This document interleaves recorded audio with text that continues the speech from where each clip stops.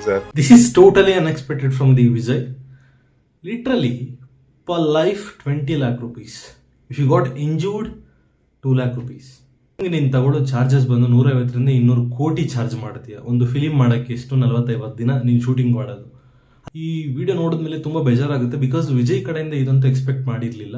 ಒಂದು ಪ್ರಾಣದ ವ್ಯಾಲ್ಯೂ 20 ಲಕ್ಷ, ಬರೀ 20 ಲಕ್ಷಕ್ಕೆ ಬೆಲೆ ಮಾಡಿದ್ದಾರೆ. ಅಂಡ್ 41 ಜನ ಸತ್ತಿರೋದಲ್ಲಿ ಟೋಟಲ್ ಅರೌಂಡ್ 8 ಕ್ರೋರ್ಸ್ ಕೊಟ್ರೆ ನಿಂದೆಲ್ಲ ಮುಗಿಸ್ಕೊಂಡ್ಬಿಟ್ಟೆ. 10 ಕೋಟಿ ಒಳಗಡೆ ನಿಂದೊಂದು ಫಿಲಿಮ್ಗೆ ನೀನು ತಗೊಳ್ಳೋ ಚಾರ್ಜಸ್ ಬಂದು 150ರಿಂದ 200 ಕೋಟಿ ಚಾರ್ಜ್ ಮಾಡ್ತೀಯ. ಒಂದು ಫಿಲಿಮ್ ಮಾಡೋಕ್ಕೆ ಎಷ್ಟು 40-50 ದಿನ ನೀನು ಶೂಟಿಂಗ್ ಮಾಡೋದು.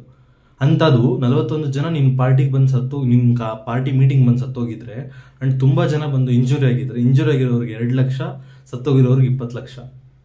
Wow, next level Vijay. Literally this is total unexpected from your end.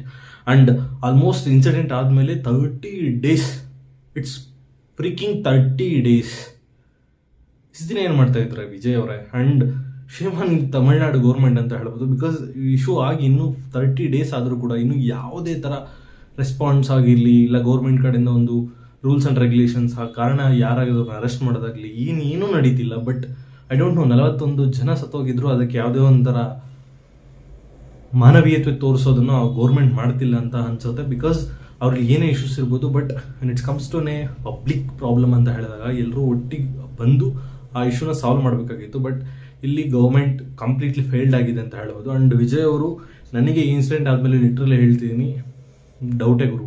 ಅವ್ರಿಗೆಲ್ಲದು literally ಡೌಟೇ ಅನಿಸುತ್ತೆ.